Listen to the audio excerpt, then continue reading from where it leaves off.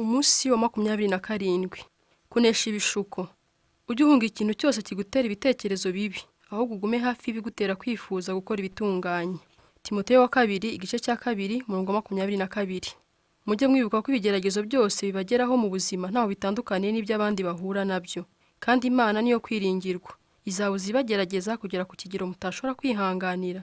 Igihe cyose muzaba mugeragejwe, izabereka inzira kugira ngo mubone uko mudatsindwa. Abakorinto ba mbere, igice cya 10, umurongo wa 13. Mu bitugerageza byose hahora hariho inzira yo kubisohokamo. Hari igihe ushobora kumva igishuko kizanye imbaraga zidasanzwe utahangana nazo, ariko icyo ni ikinyoma cya Satani. Imana yasezeranije ko itazemera ko hagira ikikuzaho kirusha imbaraga ikikurimo kigushoboza guhangana nacyo. Ntabwo Imana izemera ko unyura mu kigeragezo kirenze icyo ushobora kwihanganira. Ariko mu rwaye ruhande nawe ugomba gushyiraho akawe ukurikiza amahame dusanga muri Bibiliya atwereka uburyo bwo kunesha ibishuko. Icya mbere, uhindure ibitekerezo byawe ubyerekeze ku kindi kintu. Byagutangaza kumva ko nta hantu na hamwe muri Bibiliya batubwira ngo turwanye ibishuko. Ahubwo batubwira kurwanya Satani, ariko ibyo bisobanurwa ukundi nk'uko tuza kubibona hanyuma. Ahubwo baratubwira ngo duhindure aho tureba kuko kurwanya igitekerezo ntacyo bitanga. Iyo ubigerageje ikivamo ni ukurushaho gutumbira icyo kibi maze ibyo bikacyongerera imbaraga. Reka nsobanure neza icyo nshaka kuvuga. Igihe cyose ugerageje kwikuramo igitekerezo, uba urushaho kugishimangira mu bwenge bwawe ugahora ucyibuka. Igihe cyose urwana nacyo uba urimo kucyongerera imbaraga. Ibi byose birushaho kuba byo iyo ugeze mu bishuko. Ntabwo unesha ibishuko urwanya amarangamutima ajyana nabyo. Iyo ugerageje kurwanya amarangamutima arushaho kongera umuriro no kukugiraho ubutwari. Uko ubitekerezaho burya ubu byongerera imbaraga. Kubera ko igishuko iteka ryose gitangirira mu bitekerezo, uburyo bwihuse bwo kugihagarika ni uguhindura ibitekerezo byawe ukabyerekeza ku bindi bintu. Ntukivune urwanya igitekerezo cy'ibishuko, ahubwo ujye uhindura umurongo utumbire ikindi gitekerezo. Iyo niyo ntambwe ya mbere yo kunesha ibishuko. Urugamba rw'icyaha urutsindira cyangwa ukarutsindirwa mu mutima wawe. Ikizagutwara umutima cyose ubwo nawe kizaba cyakujyanye. Niyo mpamvu Yobu yavuze ati, nasezeranye n'amaso yanjye ko ntazigera ndebana umukobwa uwuhehesi. Na Dawidi yarasenze ngo ukebukishe amaso yanjye yo kureba ibitagira umumaro. Wari wareba iyamamaza ry'ibiryo kuri televiziyo ukumva uhise ugira inzara? Wari wumva umuntu yikonkomoye nawe ukumva urashaka kubikora? Cyangwa se wari umuntu yayura imbere yawe nawe ukumva ushatse kwayura? Hari n'ubwo waba uhise wayura kuko kumva aya magambo. Izo nizo mbaraga z'ibyo umuntu areba. Iteka ryose tugenda tugana ibyo duhanze amaso. Uko urushaho gutekereza ku kintu niko kirushaho kukugiraho ubutwari. Niyo mpamvu guhora uvuga ngo ngomba guhagarika kurya cyane cyangwa kunywa itabi cyangwa guheheta bidashobora kugukura muri izo ngeso, ahubwo birazongera. Bituma ukomeza gutumbira bya bindi udashaka. Ni nko gutanga itangazo ngo sinzigera nkora ibyo mama yakoze. Iyo utangiye kuvuga utyo uba wishyira mu mutego wo kuzabikora. Abafata ibiryo by'uburyo ubu cyangwa buriya ngo bagabanye umubyibuho kenshi ntibabigeraho kubera ko bituma bahora batekereza ibyo kurya, bityo bigatuma uhorana inzara. Ni muri ubwo buryo iyo umuntu arimo kuvuga imbere y'abandi agakomeza kwibwira ati reka nkore uko nshoboye ne kugira ubwoba, aba yishyize mu mutego wo kugira ubwoba. Uburyo bwiza ni ugutumbira ikindi kitari ayo marangamutima y'ubwoba, nko gutekereza ku Mana cyangwa gutekereza ku kamaro k'ibyo ugiye kuvuga cyangwa se ku byo abo ubwira bakeneye kumva. Ibishuko bitangira bigutera kubyitaho. Ikintu cyose iyo ucyitayeho kigutera kukigiraho amarangamutima. Amarangamutima nayo akagutera kugira ibyo wifuza bikavamo ibyo ukora. Igihe cyose ukomeje gutumbira igitekerezo ngo ntabwo nshaka gukora ibi, niko icyo utashaka gukora kirushaho kugutsikamira. Kwirengagiza igishuko bigira imbaraga kuruta kugerageza kukirwanya. Igihe cyose wimuye ibitekerezo ukita ku bindi, cya gishuko gitakaza imbaraga. Niyo mpamvu nkugira inama ngo niwumva ibishuko biterefonye ntukajye impaka nabyo, ujye uhita uhagarika ikiganiro. Rimwe na rimwe ibyo bizagusaba guhaguruka ukavaho igishuko kiri. Icyo nicyo gihe biba bikwiriye guhaguruka ugahunga. Ugahaguruka ukazimya televiziyo, cyangwa ugahaguruka ugasezera agatsiko k'abanyamazimwe, cyangwa ugahaguruka ugasohoka muri sinema igihe filime igeze hagati. Niba udashaka kuribwa n'inzuki jya uhitamo kuzihunga. Ukora ibishoboka byose ngo umutima wawe werekeze ku kindi kintu. Mu buryo bw'umwuka umutima wawe ni rwo rugingo rworoshye kuruta izindi. Niba ushaka kwirinda ibishuko ujye uhoza umutima wawe ku ijambo ry'Imana n'ibindi bitekerezo bizima. Ibanga ryo kunesha ibitekerezo bibi ni ugutumbira ibibirusha kuba byiza. Iryo ni ihame ryitwa gusimbura.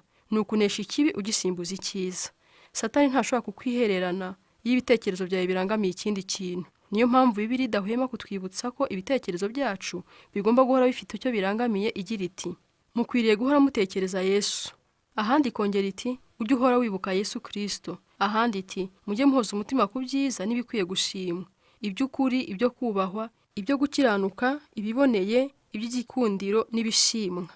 Niba ushaka kunesha ibishuko koko, ugomba gucunga umutima wawe kandi ukagenzura ibyinjiramo byose. Umunyabwenge usumba abandi wabayeho mu bantu niwe wanditse ngo wirinde uburyo umutima wawe utekereza, kuko ubuzima bwawe bwose buhabwa isura n'ibitekerezo byawe. Ntukemerere ibibonetse byose by'umwanda kwinjira mu mutima wawe. Ujye uhitamo ibyo wemerera kukwinjiramo, utoranye witonze ibyo utekerezaho. Ukurikire inama Pawulo atugira aho agira ati dufata mpiri buri gitekerezo tukakigomorera kumvira Kristo. Ibi bizagusaba kumara ubuzima bwawe bwose ubikoraho imyitozo, ariko ufashijwe n'Umwuka Wera ushobora gukora gahunda nshya y'imitekerereze yawe. Icya kabiri, intambara zawe uzaturira umuntu w'inshuti cyangwa itsinda ry'abizera mufatanya. Ntabwo ari ngombwa kubishyira ku karubanda, ariko ukeneye nibura umuntu umwe ushobora kwaturira ibikurushya. Bibiliya iravuga ngo kugira inshuti iruhande rwawe bizakubera byiza kuruta kuba wenyine, kuko nuramuka uguye inshuti yawe izakubyutsa, ariko nubwo nta nshuti kuri hafi uzaba ugushije ishyano. Reka ibi mbisobanure neza. Niba uhora utsindwa n'akamenyero kabi kakubayeho akarande, ingeso idacika, igishuko, ugahora mu ruhererekane rw'ibyemezo byiza bikurikirwa no gutsindwa no kwicira urubanza, ntabwo uzigera umera neza utabifashijwemo n'abandi.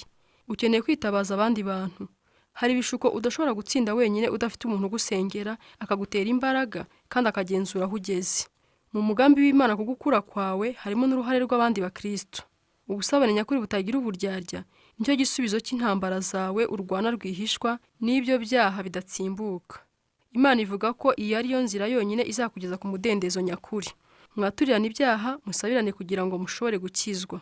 Yesu ushaka gukira icyo gishuko gihora kigukubira hasi? Igisubizo cy'Imana kiroroshye. Ntugerageze kugihishira, ucyature. Ntugitwikire, ugishyire ahagaragara. Gushyira ahagaragara ibiri mu mutima wawe niyo ntambwe ya mbere yo kubikira. Guhisha igikomere cyo ku mutima bigitiza imbaraga. Ibibazo bikurira mu mwijima bikarushaho kuba binini, ariko iyo bishyize mu mucyo w'itangaza w'ukuri birayenga bikaba bito. Igituma umutima wawe urwara ni uguhisha ibikurimo. Niyo mpamvu ukwiye kwiyambura ibyo wihishamo, ukarekeraho kwishushanya nk'intungane, bityo ukabona kwinjira mu mudendezo nyakuri. Mu itorero ryacu rya Saddleback twabonye imbaraga zikomeye z'iryo hame mu kuvunagura imbaraga z'ibyaha byizingiye ku bantu n'ibishuko byari byarananiranye muri gahunda twise kwishimira kubohorwa. Ni gahunda igizwe n'intambwe 8 zo kuva mu bubata zishingiye ku nyigisho za Bibiliya dusanga mu nyigisho Yesu yigishirije kubahiriwe kandi zifite urufatiro ku matsinda mato mato. Muri iyi myaka 10 ishize twabonye abantu barenga 5,000 babohowe mu bubata bw'ingeso mbi z'uburyo bwinshi, ibikomere n'ubusinzi. Muri iyi minsi iyo gahunda irakoreshwa ahantu henshi mu matorero 1000. Nawe nakugira inama yo kuyikoresha mu itorero ryawe. Satani ashaka kukwemeza ko ibyaha n'ibishuko byawe ari umwihariko wawe wenyine kugira ngo uhore ubihisha. Ubundi ukuri nuko twese turashukwa, twese duhura n'ibishuko bimwe, kandi twese twakoze ibyaha. Umubare utabarika w'abandi nabo bumvise uko wumva umeze, kandi nabo barwanya intambara nk'izo urimo kurwana. Ikidutera guhisha intege nke zacu ni ukwiyemera. Tuba dushaka ko abandi bibwira ko ibyacu bihora bigenda neza, ko nta kitunanira. Ariko ukuri nuko iyo hari ikintu utinya kuvuga ku buzima bwawe, ubwo kiba kitagenda neza. Niba ari ibibazo by'amafaranga, ibibazo ufitanye n'uwo mwashakanye, abana bawe, ibitekerezo, ibijyanye n'igitsina, ibyo ukora rwihishwa cyangwa n'ikindi cyose. Iyo uba ushobora kubyitegekera wenyine, uba warabikoze kera. Ariko ntabwo ubishoboye. Ubushake n'ibyemezo wifatira wenyine ntibihagije. Hari igihe ibibazo biba byaraducengeye, byarabaye akamenyero, kandi bikaba binini ku buryo udashobora kubyikemurira wenyine. Mu gihe nk'icyo ukenera itsinda mufatanya cyangwa umuntu w'inshuti wisangaho, ugutera inkunga, akagushyigikira, akagusengera, akagukunda nta kindi agushakaho, kandi agatinyuka kugenzura uko ugenda. Nawe icyo gihe uba ushobora kubafasha mu byabo bibazo. Iyo umuntu ameneye ibanga akambwira ati nta wundi nigeze mbwira ibi kugeza uyu munsi, ndanezerwa cyane kubw'uwo muntu, kuko mba nzi ko agiye guhambuka akagira umudendezo atari yarigeze agira. Icyari kimutsikamiye kiba kigiye kuvaho, maze umucyo w'ibyiringiro ukarasira mu buzima bwe. Nuko bigenda iteka ryose iyo twemeye gukora iby'Imana dutegeka, tukemera kwaturira umuntu w'inshuti intambara zituruhije. Reka nkubaze ikibazo gikomeye. Ni ibiki urimo gutwikira ukora nk'aho atari ikibazo mu buzima bwawe? Ni ibiki waba utinya kuvuga ku mugaragaro? Ibyo ntuzashobora kubikemura ku bwawe. Nibyo koko bikoze isoni kwaturira abandi intege nke zacu, ariko ko kubura guca bugufi nibyo bikubuza koroherwa. Bibiliya iravuga ngo Imana irwanya abibone, ariko abicisha bugufi ikabahera ubuntu. Nuko rero mwicishe bugufi imbere y'Imana. Icya gatatu, murwanye Satani. Iyo tumaze kwicisha bugufi tukagandukira Imana, batubwira ngo noneho duhangare Satani. Igice cy'uriya murongo wo muri Yakobo, igice cya 4 umurongo wa 7, kiravuga ngo murwanye Satani nawe azabahunga. Ntitugomba kwiheba ngo turebere ibitero bye. Tugomba guhaguruka natwe tukamurwanya. Isezerano rishya rigereranya ubuzima bw'umukristo n'intambara turwanya, imbaraga z'umubi, bagakoresha amagambo y'intambara nko kurwana, kwigarurira, gukirana no kunesha. Abakristo kenshi bagereranywa n'abasirikare bari ku gihe mu gihugu cy'umwanzi. Twarwanya Satani dute rero? Pawulo aratubwira ngo mwambara agakiza k'ab'ingofero, mutware inkota y'umwuka ariyo jambo ry'Imana. Intambwe ya mbere ni ukwemera agakiza k'Imana. Ntushobora kubwira Satani ngo oya iyo utarabwira Kristo ngo yego. Iyo tudafite Kristo ntacyo tuba dufite cyo kudukingira ibitero bya Satani, ariko iyo dufite ingofero y'agakiza, ibitekerezo byacu biba birinzwe n'Imana. Ujye uhora wibuka ibi, niba uri umwizera ntacyo Satani ashobora kuguhatira gukora. Icyo akora ni ukukongorera. Intambwe ya kabiri, ugomba gukoresha ijambo ry'Imana nk'intwaro itikura Satani. Yesu yaduhaye icyitegererezo igihe yashukirwaga mu butayu.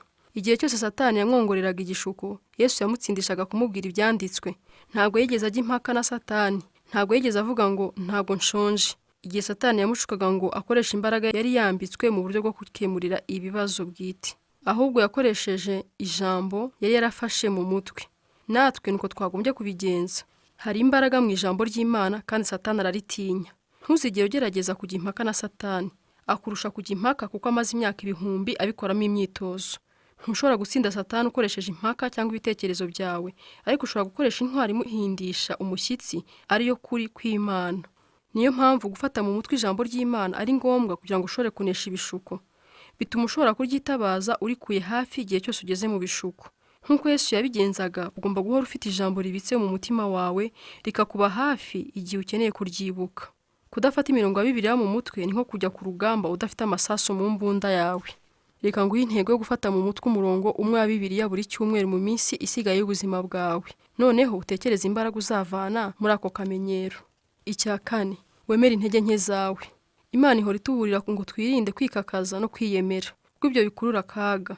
Yeremiya yaravuze ngo umutima w'umuntu ushukana kuruta ibintu byose, kandi ntiwizere gukira.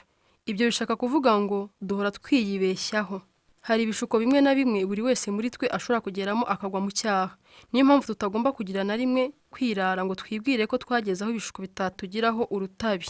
Ujye wirinda kwishora ahantu ushobora kugwa mu bishuko. Ujye ubyirinda. Ujye uzirikana iteka ko byoroshye kwirinda ibishuko kuruta kubyikuramo. Bibiliya iratuburira ngo mwirinde kuba abapfapfa ngo mwiyizere. Ntabwo mwari mwageraho mutagwa. Ushobora kwikubita hasi ukarambarara nk'abandi bose. Mwibagirwe ibyo kwiyemera ntacyo bimaze. Ahubwo mwimenyereze kwizera Imana. Gutekereza ku ntego y'ubuzima bwanjye. Ingingo yo kuzirikana. Buri gishuko kigira akanzu ko kugisohokamo. Umurongo wo gufata mu mutwe. Imana niyo kwiringirwa. Izabuza ibagerageza kugera ku kigero mutashobora kwihanganira. Igihe cyose muzaba mugeragejwe, izabereka inzira kugira ngo mubone uko mudatsindwa. Abakorinto ba mbere, igice cya 10 umurongo wa 13. Ikibazo cyo gutekerezaho. Ninde nasaba ngo ambere inshuti mu by'umwuka ngo amfashe kunesha igishuko cyambayeho akarande kubwo kunsengera?